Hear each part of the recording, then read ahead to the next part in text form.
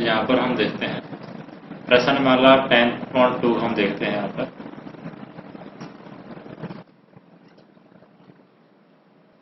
प्रश्नमाला 10.2 जैसे कि पहला क्वेश्चन है, त्रिभुज के तीनों शीर्षों तीनों भुजाओं से समदूरस्थ बिंदु का बिंदुपथ ज्ञात कीजिए। त्रिभुज के तीन शीर्ष हैं हमारे, जैसे ये त्रिभुज है ए बी सी, तीनों भुजाओं और तीनों शीर्ष ए बी सी, इनसे समदूरस्थ बिंदु का बिंदुपथ। तो समदूरस्थ बिंदु ये है, इसका बिंदुपथ क्या होगा? तो इस बिंदु का बिंदुपथ यहाँ पर पूछा है। बिंदुपथ तो हम यहाँ पर देखें कि एबीसी एक त्रिभुज है यहाँ पर इस तरीके से ए बी सी।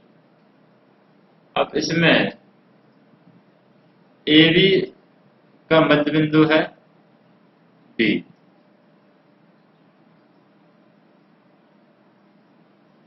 और AC का मध्य बिंदु है E। और हमें ज्ञात करना है ऐसे बिंदु का बिंदुपथ जो त्रिभुज ABC है इसके शीर्ष से समान दूरी पर गमन करे। तो यहाँ पर हम देखें कि जो AB भुजा का मध्य बिंदु है D और ABC के शीर्ष A व B से समान दूरी पर है। ABC के शीर्ष A और B से समान दूरी पर है D पॉइंट हमारा, इसलिए हम इसे D से, इसलिए हम कह सकते हैं कि D उसे बिंदु के बिंदुपथ पर होगा जो AB से समान दूरी पर रहकर गमन करता है। तो AB से समान दूरी पर रहकर गमन कौन करता है? इस तरीके की जो लाइन होगी वो AB से हमेशा समान दूरी पर रहेगा। तो हम कह सकते हैं कि जो A और B से समान दूरी पर रहकर गमन करता है और भुजा AC का मध्य बिंदु E है, वो क्या होगा? ये जो लाइन होगी इस बिंदु पर जितने भी पॉइंट होंगे वो AC से समान दूरी पर होंगे। तो यहाँ पर जो पॉइंट होगा वो हमारा कहलाएगा बिंदुपथ, जो उनका क्या होगा? कटने वाला पॉइंट है। तो हम कह सकते हैं कि AB और AC की लंब अर्धक जब हम खींचते हैं, AB और AC के लंब अर्धक जब हम खींचे हैं यहाँ पर, तो A व B C और D से समान दूरी पर ये बनेंगे। A और B और D और E से समान दूरी पर ये बना है ये पॉइंट। तो हम जानते हैं कि AB और AC में लंब अर्धकों पर सभी बिंदु A, B, C और D से समान दूरी पर होंगे। इसलिए AB और AC भुजाओं के लंब अर्धकों को काटने पर जो बिंदु प्राप्त हो रहा है, यहाँ पर O पॉइंट प्राप्त हो रहा है, ये ABC के तीनों शीर्षों से समान दूरी पर है। तो चूंकि किसी त्रिभुज की दो भुजा के लंब अर्धकों का कटान बिंदु, तो कोई भी त्रिभुज हो दो भुजाओं के लंब अर्धकों का जो कटान बिंदु है यहाँ पर परिवृत्त का केंद्र होता है। तो ये क्या कहलाता है? जो बाहर से जो वृत्त बनता है उसका केंद्र होता है। तो ये क्या कहलाएगा? परिवृत्त का केंद्र। परिवृत्त का केंद्र होता है।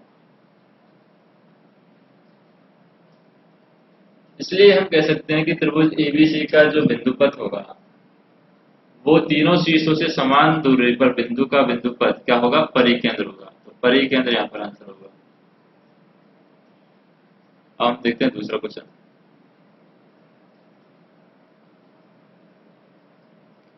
दूसरा क्वेश्चन क्या दिया हुआ है? क्वेश्चन दिया हुआ है कि एक त्रिभुज ABC में मध्यिकाएं ADVEC बिंदु G पर प्रतिच्छेद करती हैं।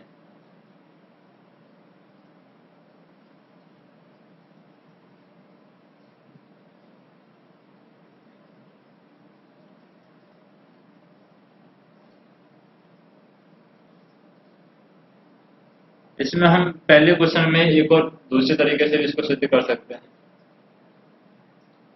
जैसे कि मान लेते हैं पहले क्वेश्चन को दूसरे तरीके से सिद्ध करें। जैसे त्रिभुज हमारा ये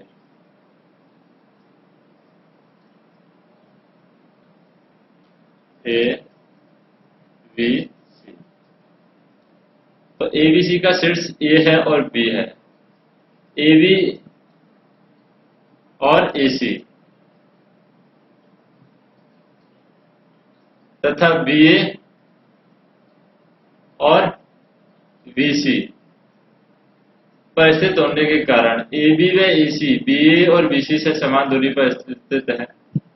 इसलिए हम कह सकते हैं कि यहाँ पर से B, AB और AC समान दूरी पर है।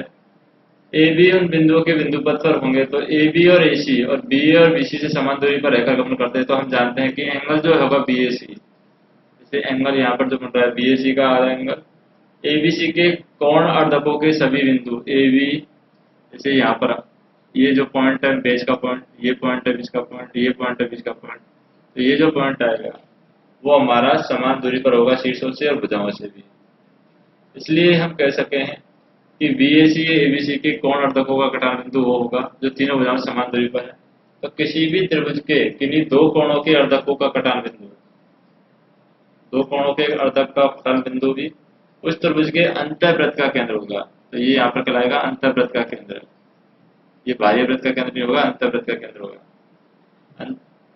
अंतःवृत्त का केंद्र होगा। तो ऐसी स्थिति में बिंदु का बिंदुपथ क्या होगा? वृत्त का केंद्र, वृत्त का केंद्र होगा। अब दूसरा सवाल हम देखते हैं जो न्यूमेरिकल बेस है। त्रिभुज ABC हमारे दिया हुआ है, त्रिभुज दिया हुआ है ABC, ये हमें त्रिभुज दिया हुआ है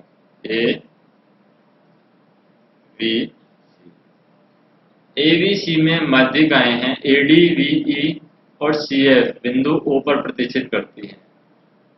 एक तो माध्यिका AD है,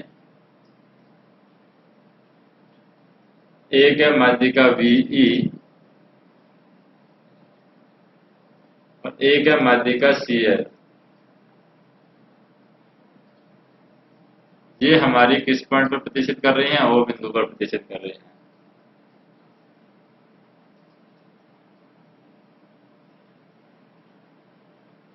या हम कह सकते हैं कि O बिंदु को मान लिया हमने G पॉइंट, तो ये सेंटर वाला पॉइंट क्या हो जाएगा? G पॉइंट हो जाएगा। अब यहाँ पर AG की वैल्यू दे रखी है 6 सेंटीमीटर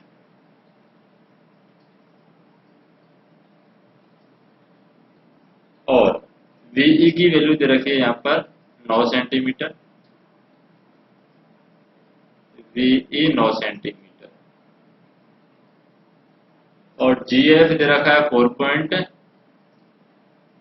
सेंटीमीटर।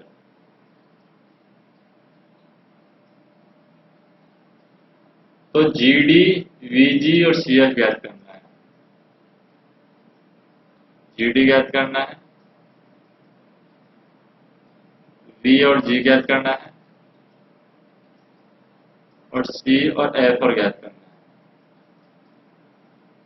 ये तीन चीजें हमें ज्ञात करनी है। तो हम कह सकते हैं कि जो त्रिभुज है हमारा ABC, उसमें AD और BC, जो AD है हमारी BC की मध्यिका है AD, तो मध्यिकाओं का प्रतिच्छेद बिंदु है वो G है, ये वाला G पॉइंट है।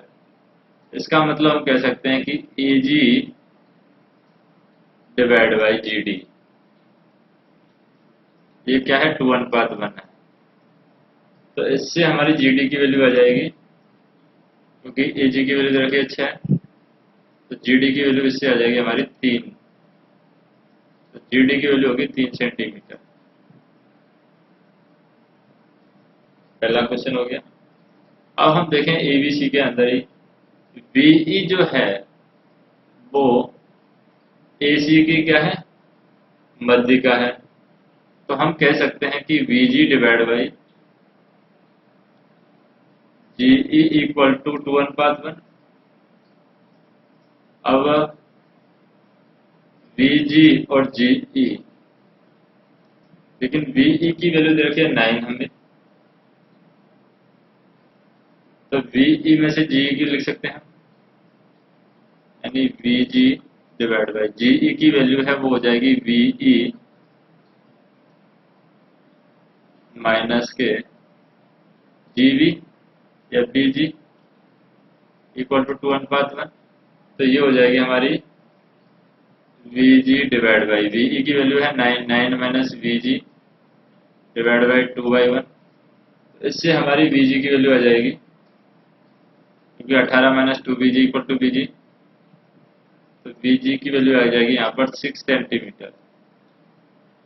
तो बी जी हो गया हमारा 6 सेंटीमीटर। और हमारा बच रहा सी एफ की वैल्यू कैसे निकालेंगे? सी एफ की वैल्यू भी वही 2:1 में डिवाइड होगी, यानी कि C G divide by G F equal to 2:1। अब जी एफ की वैल्यू तो 4.5 दे रखी है, तो सी जी की वैल्यू क्या हो जाएगी? 4.5 इंटू 2 तो हो जाएगी 9 सेंटीमीटर। अब हमसे पूछा है कि सी एफ की वैल्यू क्या होगी, तो सी और एफ की वैल्यू जी एफ और जी सी को हम कैलकुलेट कर लेंगे। तो जी सी जी 9 आ रही है और जी एफ 4.5 है, दोनों को जोड़ेंगे 13.5 आ जाएगी। तो सी एफ की वैल्यू क्या आ जाएगी? 13.5। 13.5 हमारा आंसर हो जाएगा। नेक्स्ट हम देखें तीसरा क्वेश्चन।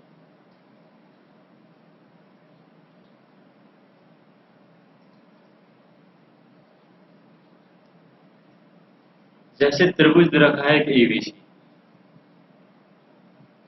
इस तरीके से त्रिभुज है।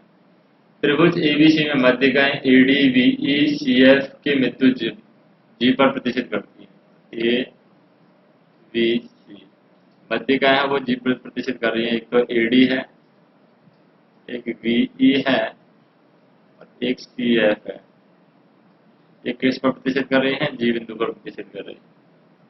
सिद्ध करना है एडी प्लस बीई है। यहाँ पर हमें क्या करना है? सिद्ध करना है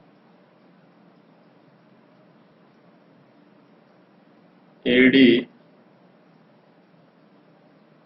plus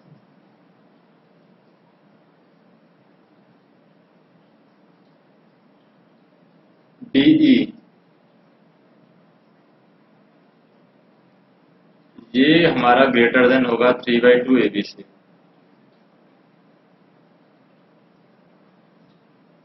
AD plus BE,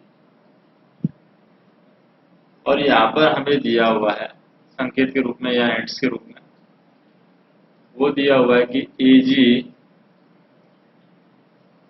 plus V G ये ग्रेटर देन है ABC.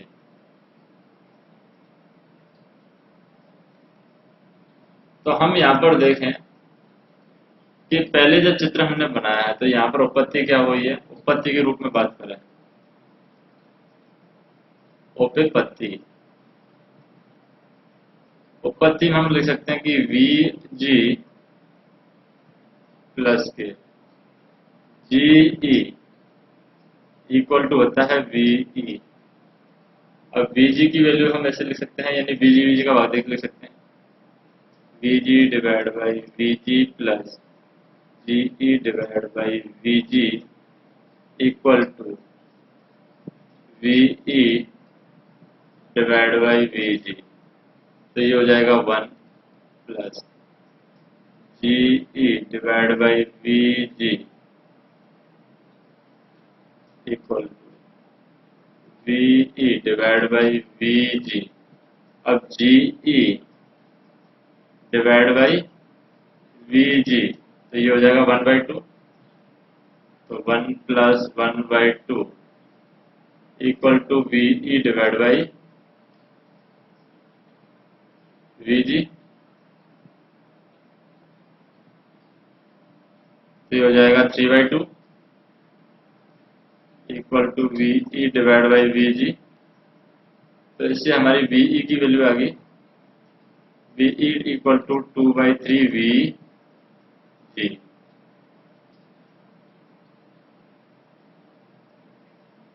V equal to 2/3 Vg। इसी तरीके से हम कह सकते हैं कि Ag प्लस Gd है AD के बराबर होगा। दूसरी हम इक्वेशन ले सकते हैं इसी प्रकार AG plus GD equal to AD। अब इसमें हम AG का भाग देते हैं, तो यहाँ भी AG का भाग दे दिया, यहाँ भी AG का भाग दे दिया, यहाँ भी AG का भाग दे दिया, तो ये हो जाएगा 1 plus GD divide by AG। तो GD डिवाइड बाई AG हमारा दिख रहा है यहाँ पर 1/2, तो GD डिवाइड बाई AG हो जाएगा हमारा 1/2 equal to AD divide by AG, ये हो जाएगा 3/2 equal to AD divide by AG। AD की वैल्यू आ जाएगी AD equal to 2/3, AD equal to 3/2 AG।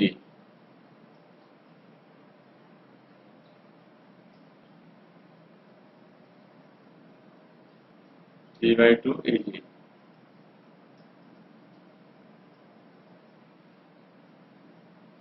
Next हम देखें यहाँ पर AD और BE को जोड़ देते हैं।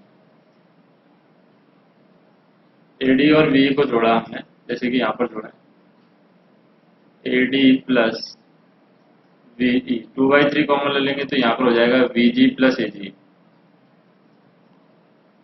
AD प्लस VE क्या होगा, ये क्वेश्चन में दिया होगा। AD प्लस BE है वो 3/2 टाइम्स AB से ज्यादा होगा। VG और AG की वैल्यू क्या है, VG और AG वो ग्रेटर देन दे रखा है ABC।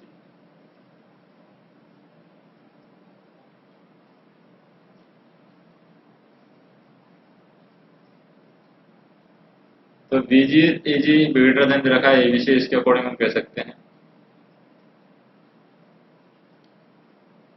VG plus AG greater than है AB से, तो हम कह सकते हैं AD प्लस VE क्या होगा, AD प्लस VE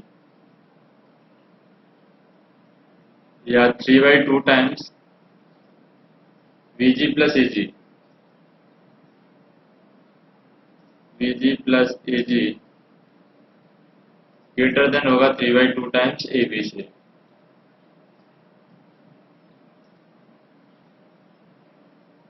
तो इसी से हम कह सकते हैं कि AD प्लस VE की जो वैल्यू है वो 3 टाइम्स टाइम AD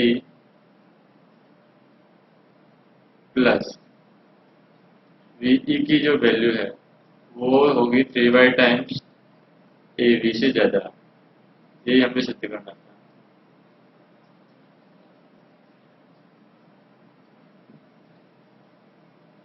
नेक्स्ट देखें,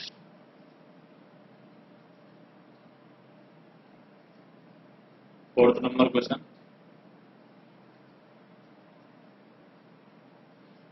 क्वेश्चन क्या है, सिद्ध कीजिए कि त्रिभुज की दो मध्यिकाओं का योग तीसरी मध्यिका से अधिक होता है। सिद्ध करना है दो मध्यिकाओं, त्रिभुज की दो मध्यिकाओं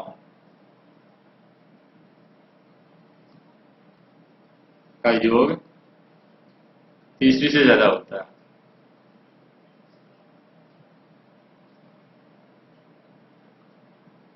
तो सबसे पहले हमें क्या करना होगा, मध्यिकाएं ज्ञात करनी होंगी, मिडिल पॉइंट ज्ञात करना होगा। तो जैसे कि इस तरीके से मिडिल पॉइंट ज्ञात कर लिया हमने मध्यिकाएं बना करके।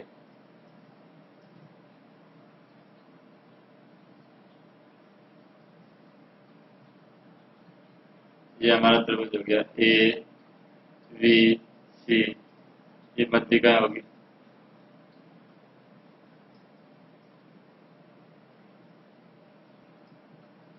AD BECFG, लेकिन मध्यिकाओं को सिद्ध करने के लिए इसको हमने नीचे और बढ़ा दिया नहीं, और इसको इस तरीके से जॉइंट कर दिया। ताकि दो मध्यिकाओं का योग है तीसरी से ज्यादा बता सकें। तो हमें सिद्ध करना है दो मध्यिकाओं का योग तीसरी से ज्यादा, यानी कि हम कह सकें कि AD plus VE greater than है CF से, या फिर हम कह सकते हैं कि VE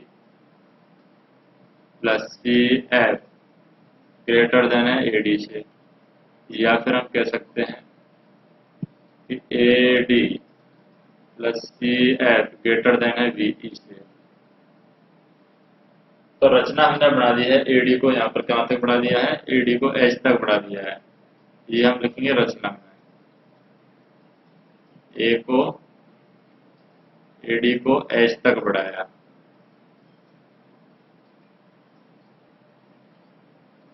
इस तरीके से। फिर रचना में हम लिखेंगे AG इक्वल टू GH, इतना हमने बढ़ाया है, AG इक्वल टू GH। कब तक बढ़ाया, जब AG इक्वल टू GH हो।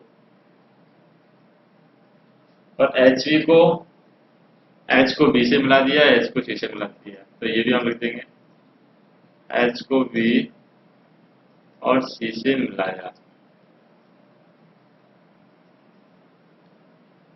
अब हम आते हैं उत्पत्ति पर। ये तो होगी रचना की बात।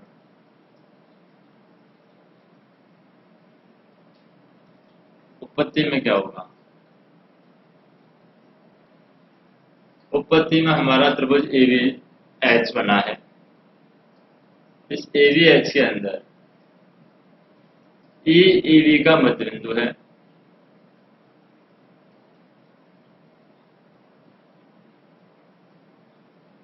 AVH के अंदर हम देखें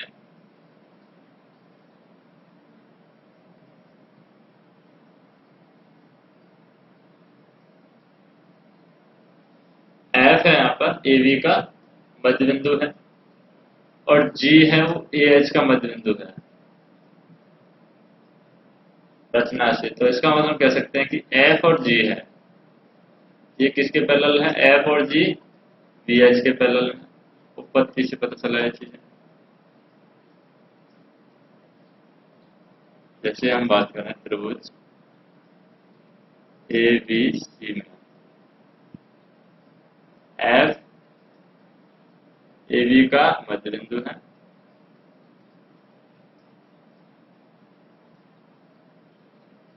और FG जो है वो BH के पैरेलल में है, और EAC का मध्य बिंदु है। इसी तरीके से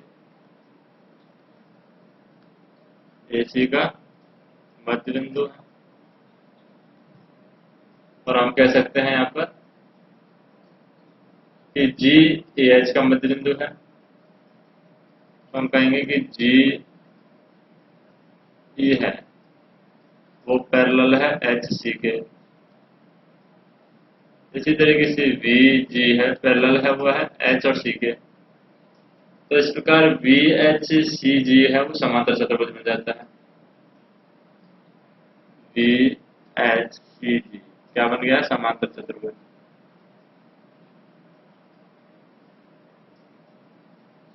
अब VHCG समांतर चतुर्भुज बन गया है क्योंकि दो लाइनें हमारी पैरेलल आ गई हैं। और जब चतुर्भुज BHCG समांतर चतुर्भुज है, इसका मतलब समांतर चतुर्भुज लाइनें समांतर होती है, बराबरी होती है। इसका मतलब हम कह सकते हैं कि VH है वो CG के बराबर है। और चूंकि त्रिभुज की दो भुजाओं का योग तीसरी भुजा से अधिक होता है, इसलिए हम त्रिभुज BHG में बात कर रहे हैं। त्रिभुज BHG जो हमारा बनेगा उसमें, जैसे ये हमारा त्रिभुज बन रहा है BHG, ये त्रिभुज बन रहा है हमारा BHG, इस त्रिभुज की बात कर रहे हैं। त्रिभुज BHG में जो BG प्लस GH की जो वैल्यू है, त्रिभुज की दो भुजाओं का योग तीसरी भुजा से बड़ा होता है, यानी कि BH से बड़ा होता है, तो BH से बड़ा होगा। इसी तरीके से बीजी प्लस एजी, बीजी प्लस एजी, ये एबी से बड़ा होगा या फिर जीसी से बड़ा होगा।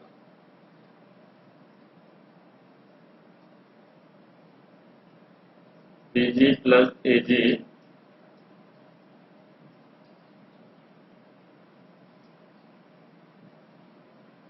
एबी से बड़ा होगा।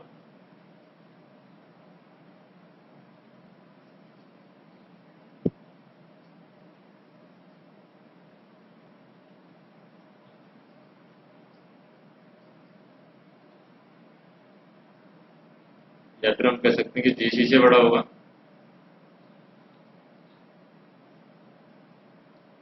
और एजी की वैल्यू है यहाँ पर, वो किसके इक्विवेलेंट है, जीएस से इक्विवेलेंट। तो हम यहाँ पर कह सकते हैं कि जो 2/3 बीई,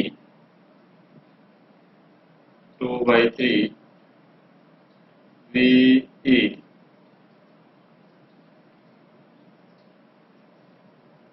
दो बटे हिस्सा इधर है, तो 2/3 बीई, दो हिस्सा इधर है, एक हिस्सा इधर, प्लस के 2/3 एडी, 2/3 एडी ग्रेटर देन है 2/3 सीएफ से,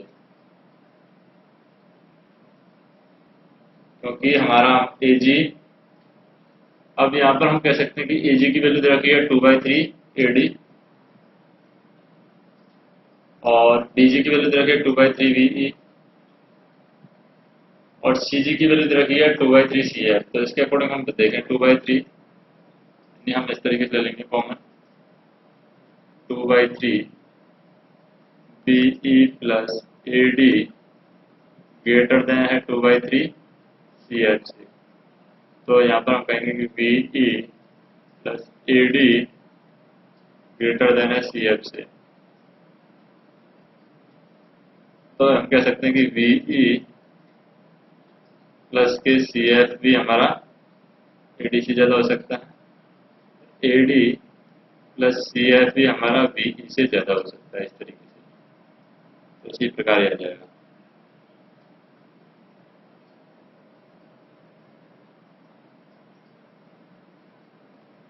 नेक्स्ट हम देखें 5वां number question.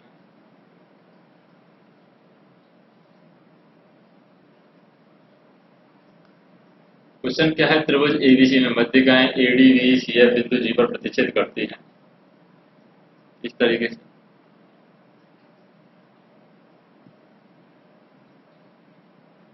A B C, AD एक है, एक बी सी ई है, एक सी एफ है, ये बीच का पॉइंट है जी, ये प्रतिच्छेद करती है।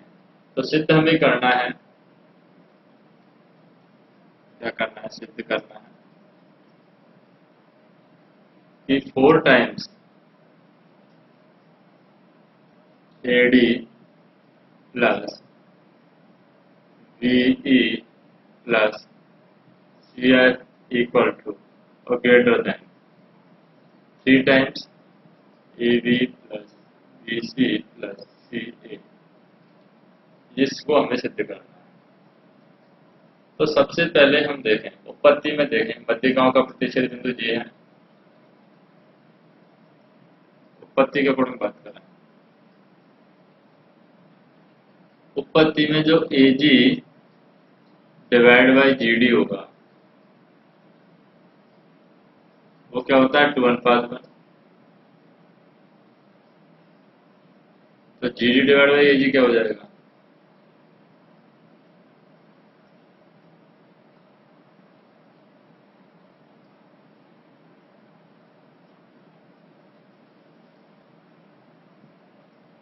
जी D divide by 8 ji.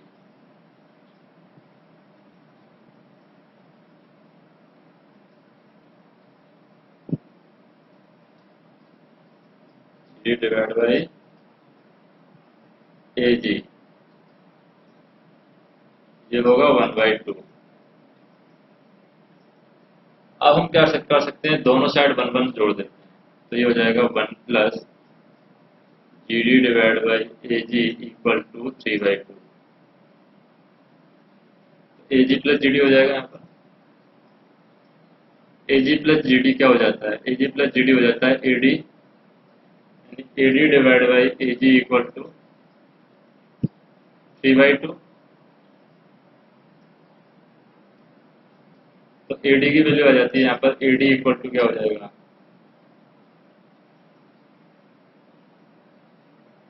3/2 A जी। इसी तरीके से ए डी की वैल्यू निकालें, इस तरीके से बी की वैल्यू निकाल सकते हैं, 3/2 बी जी। इसी तरीके से हम सी एफ की वैल्यू निकाल सकते हैं, 3/2 सी ए जी सी ई। अब तीनों को हम जोड़ें यहाँ पर, या फिर क्वेश्चन के अकॉर्डिंग बात करें, यानी A D plus B E. तो A D plus B E की जो वैल्यू है वो आ रही है 3/2 times A G plus V G. इसी तरीके से हम देखें कि ए जी प्लस वी जी की जो वैल्यू है वो ग्रेटर देन है ए बी से। ए डी प्लस वी ई की जो वैल्यू है वो भी हमारी 3/2 टाइम्स ए बी से ग्रेटर देन है।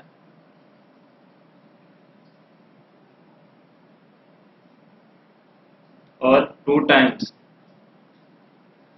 A D plus V E की जो वैल्यू आई है वो ग्रेटर देन आई है 3 टाइम्स ए बी से। पहली चीज तो ये बन गई, यानी ये हमारा हो गया 4th number equation.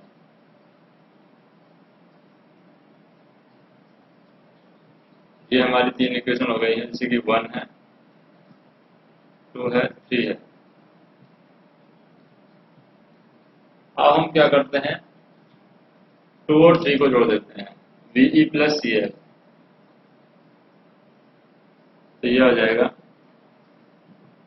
We E plus C F equal to 3/2 V G plus G सी।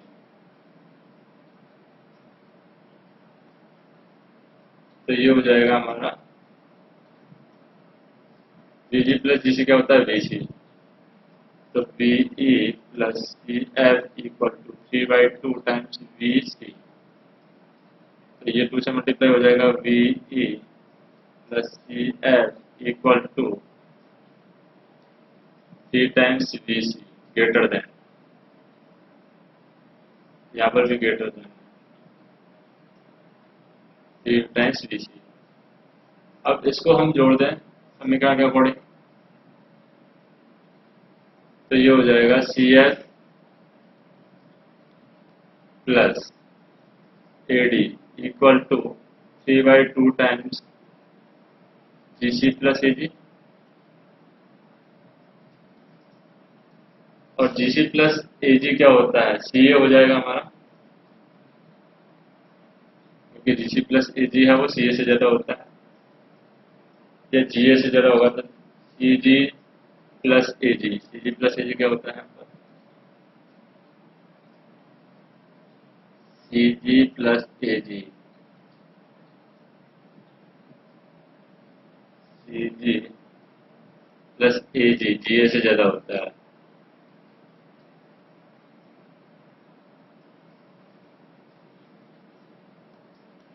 इसी के अकॉर्डिंग यहाँ पर आ जाएगी 2 times C F plus A D equal to 3 times C A. और सबको इस तरीके से जोड़ें तो ये वैल्यू आ जाएगी हमारी 2 times A D plus B E plus 2 times B E plus C F plus 2 times C F plus A D greater than क्या होगा, 3 times A V plus 3 times V C plus 3 times C A तो ये हो जाएगा हमारा 2 2 2 के according 4 times AD plus VE plus CF greater than 3 times AB plus EC plus CA, और यही हमें सिद्ध करना था। नेक्स्ट हम देखें छठवां सवाल।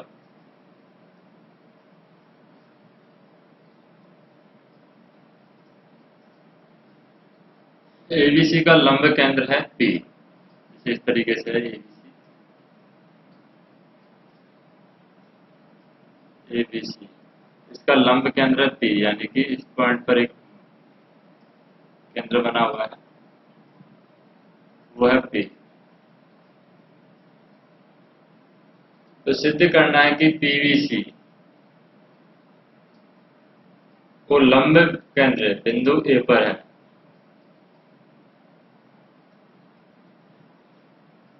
सिद्ध क्या करना है?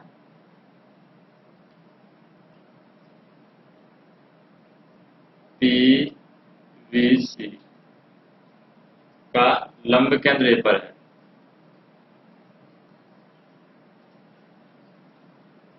A पर है। तो सबसे पहले उत्पत्ति हम क्या करें? उत्पत्ति में हमने माना AB BP CP को उड़ाने पर AB BP AP VP CP को उड़ाने पर ये पॉइंट मिल जाते हैं। पर ये हो जाएगा D E F, और ये एक दूसरे की भुजा पर काट देते हैं, यानी AD जो लंब है हमारा वो लंब है VC पर, और VE जो लंब है वो हमारा AC पर लंब है, और CF पर जो लंब है वो हमारा AB पर लंब है। तो इससे स्पष्ट होता है हमारा कि AD लंब है BC पर, AB लंब है AD लंब है BC पर,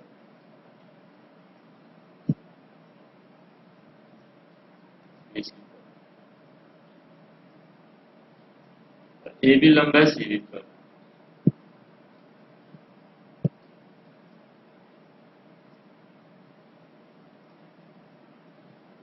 CB पर,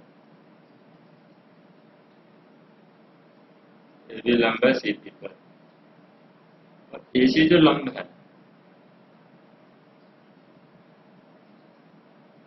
AD लंब है CP पर, और AC लंब है BP पर।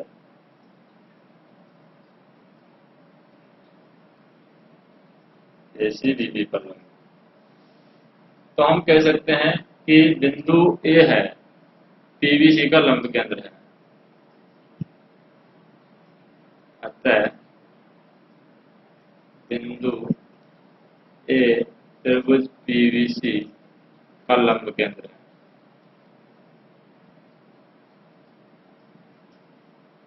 नेक्स्ट हम देखें सातवां क्वेश्चन।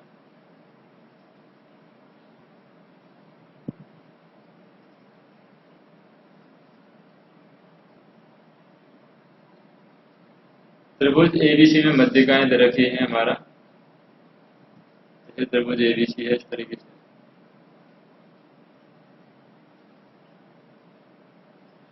A B C, ये मध्यिकाएं दे रखी है।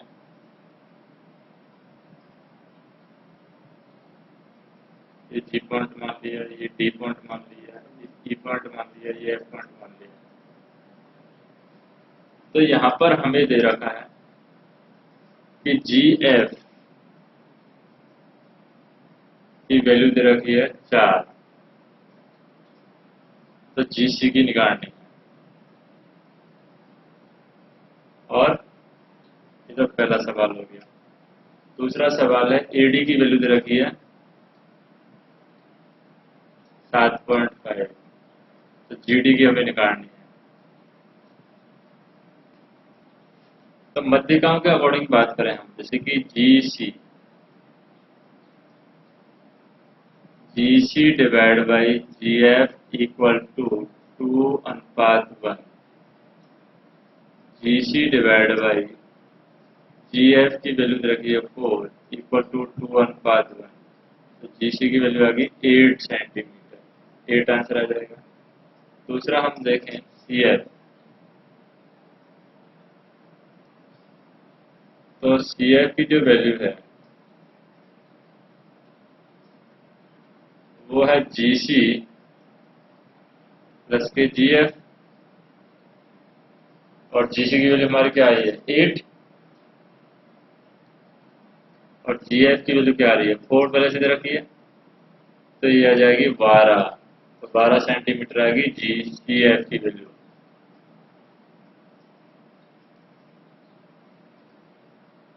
CF की 12 आ गई। हमें निकालना है GD का निकालना है। तो GD का कैसे निकालेंगे? सबसे पहले AG डिवाइड बाई GD का रेशियो आ रहा है 2:1। दोनों तरफ एक एक जोड़ दें।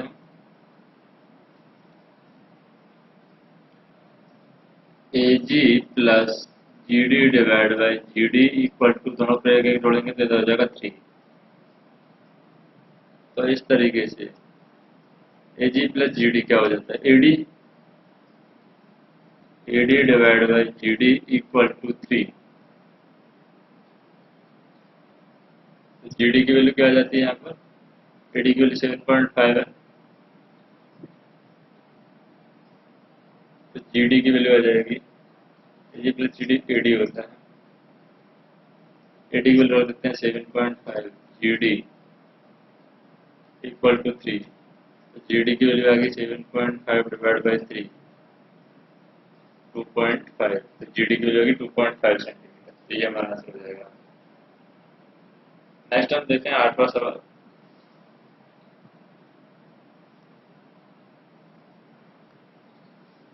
जैसे कि ABC एक समद्विबाहु त्रिभुज है, इसकी दो भुजा समान है, समद्विबाहु त्रिभुज ABC क्या दिया हुआ है? समद्विबाहु त्रिभुज दिया हुआ है, त्रिभुज ABC। AB और AC समान है, यानी ये दो भुजा समान है यहाँ पर, और BC का मध्य बिंदु D है इस पॉइंट पर। सिद्ध करना है कि परिकेंद्र, अंतरकेंद्र, लंब केंद्र और केंद्रक सभी AD रेखा पर स्थित हैं। ये हमें सिद्ध करना है कि परिकेंद्र, लंब केंद्र सारे AD रेखा पर हो। परिकेंद्र हो, लंब केंद्र हो, या फिर अंत केंद्र हो या केंद्रक हो, अंतर केंद्र हो या फिर केंद्रक हो, ये चारों चीजें सिद्ध करनी है। कैसे करेंगे? पहली बात तो ABC समद्विबाहु त्रिभुज दे रखा है, तो AB और AC बराबर दे रखा है। AB इक्वल टू AC दे रखा है, DBC का मध्य बिंदु है। तो उत्पत्ति में क्या है? परिकेंद्र किसी त्रिभुज का परिकेंद्र उसकी भुजा की लंब समद्विभाजक पर होता है। किसी त्रिभुज का परिकेंद्र इसकी भुजा की लंब समद्विभाजक पर होता है। तो कि भुजाओं का लंब समद्विभाजक इस पॉइंट पर होगा, तो इस पर कहलाता है हमारा परिकेंद्र त्रिभुज।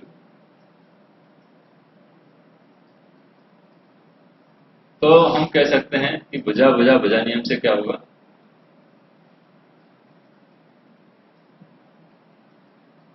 दो त्रिभुज हमारे सर्वांग हो जाते हैं। ए बी डी त्रिभुज,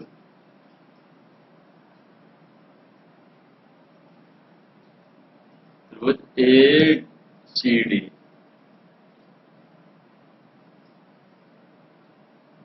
अब हम देखें एंगल, क्योंकि एंगल जो है हमारा angle A D B equal to angle C D A क्या है 90 डिग्री है, और ए डी बी और ए डी सी 180 डिग्री है। यहाँ पर जोड़ना जैसे कि angle A D V plus angle C D A equal to 180 degree है। इसका मतलब हम कह सकते हैं कि ए डी लंब है किस पर, बीसी पर, और बी डी की वैल्यू है वो डी सी से बराबर है। तो हम कह सकते हैं कि अतः परिकेंद्र ए डी पर स्थित है और अंतःकेंद्र त्रिभुज के अंतःकेंद्र और कोणों के समद्विभाजक पर स्थित है। तो भुजा भुजा भुजा नियम से हम कह सकते हैं कि त्रिभुज का अंतःकेंद्र एडी पर स्थित है और लंब केंद्र त्रिभुज का लंब केंद्र लंब पर होता है। तो भुजा भुजा भुजा नियम से त्रिभुज का लंब केंद्र एडी पर स्थित होगा और केंद्रक त्रिभुज का केंद्रक मध्यिकाओं पर स्थित होता है, यानी कि डी भुजा इस बीसी का मध्य बिंदु है और एडी एबीसी की क्या है, मध्यिका है। तो केंद्रक एडी पर स्थित है, यही हम सिद्ध कर सकते हैं। नेक्स्ट हम देखें 9 नंबर का सवाल है।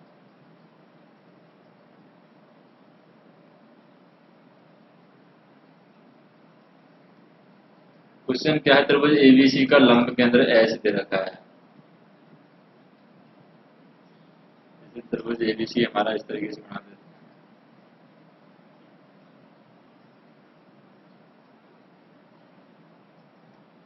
एबीसी का लंब केंद्र एच बना देते हैं।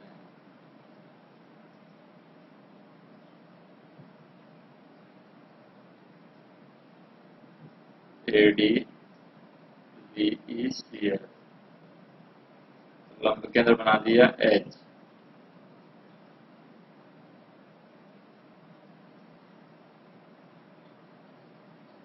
त्रिभुज एबीसी का लंब केंद्र एच है। A H B H C H के मध्य बिंदु एक्स वाई जेड है। ए एच के लंब बिंदु है एक्स, बी एच के वाई और सी एच के जेड। तो ये एक्स वाई जेड मध्य बिंदु है,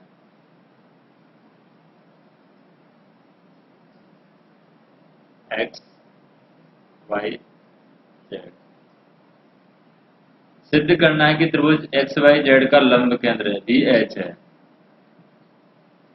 सिद्ध क्या करना है,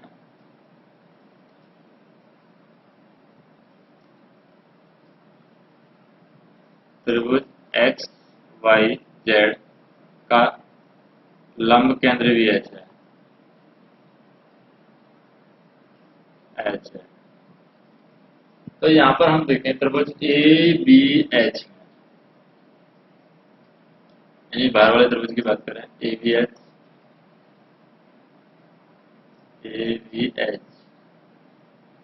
त्रिभुज ए बी एच में एक्स है वो ए एच का मध्य बिंदु है और वाई है बी एच का मध्य बिंदु है।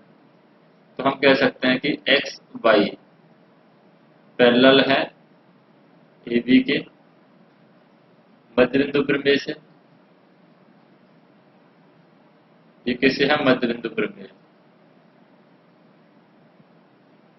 मध्य बिंदु प्रमेय से। इसी प्रकार से हम कह सकते हैं कि वाई जेड है हमारा, वो हमारा समांतर है वीसी के मध्य बिंदु प्रदेश से, और जेड एक्स है वो समांतर है एसी के मध्य बिंदु प्रमेय से। तो हम कह सकते हैं कि संगत कोण बराबर होते हैं। तो हम कहेंगे यहाँ पर कोण 1 और कोण 2 बराबर होंगे। तो एंगल बनाए हम यहाँ पर, तो क्या होगा, जैसे कोण 1 यहाँ पर बन रहा है, एक कोण यहाँ पर इसको काट रही है तो एक यहाँ पर बन रहा है, एक कोण यहाँ पर काट रही है तो इसको यहाँ पर बन रहा है।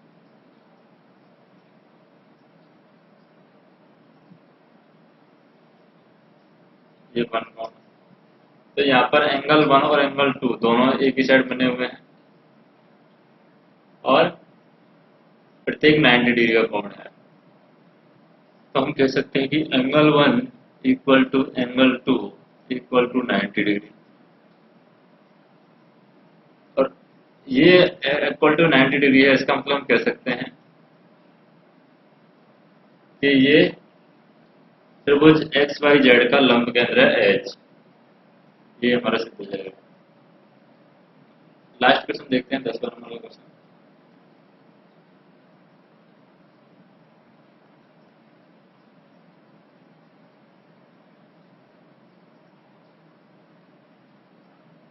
जैसे कि एक त्रिभुज एबीसी में बीसी में वह बिंदु किस प्रकार ज्ञात करेंगे कि भुजा एबी और एसी से समदूर स्थित है।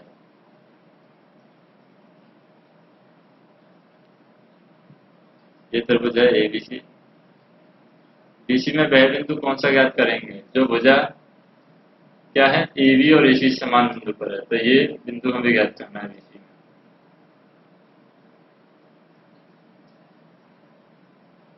बीसी में तो इसका मतलब ये भुजा हमारी कहीं भी हो सकती है। इससे उत्पत्ति होगी हमारी, ये क्या कटेगा 90 डिग्री पे काट रहा है इसको इस तरीके से, यहाँ भी एंगल 90 डिग्री बन रहा है, यहाँ भी एंगल 90 डिग्री।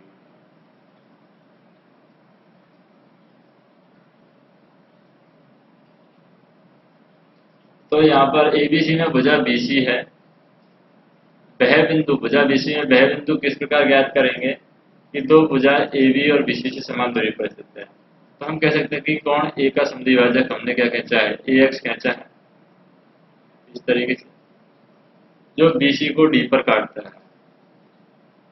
और ए एक्स पर कोई बिंदु पी हम ले लेते हैं, जैसे ए एक्स पर कोई बिंदु यहाँ पर ले लिया पी, और पी से भुजा एबी पर हमने लंब डाला है क्या पी एन, और भुजा एसी पर लंब डाला है पी एन।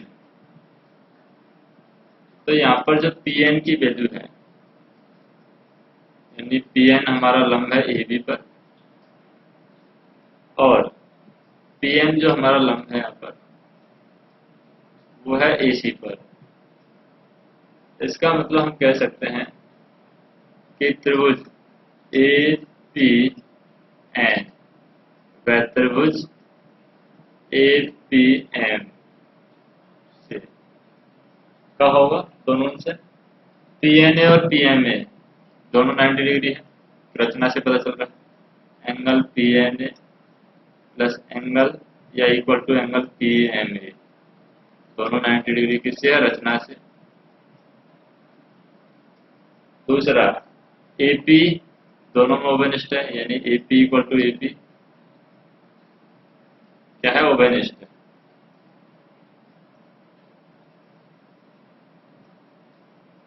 ओवेनिष्ठ और पी एन एंगल है P A N equal to angle P A M, ये क्योंकि एंगल ए का समद्विभाजक है एक्स, एक्स। इस वजह से हम कह सकते हैं कि भुजा कोण भुजा कोण नियम से, कोण भुजा कोण नियम से जो त्रिभुज है हमारा पी एन ए सर्वांगसम है किसके, त्रिभुज ए पी एम के सर्वांगसम, और P N equal to P N, P N equal to P N, ये बी सी टी से है। तो हम कह सकते हैं कि बिंदु पी ए बी ए सी से समान दूरी पर है, और ए एक्स रेखा पर स्थित कोई भी बिंदु ए बी और ए सी से समान दूरी पर स्थित होगा, और बी सी रेखा पर स्थित बिंदु डी ए बी और ए सी से समान दूरी पर होगा। तो इस तरीके से प्रश्नावली खत्म होती है।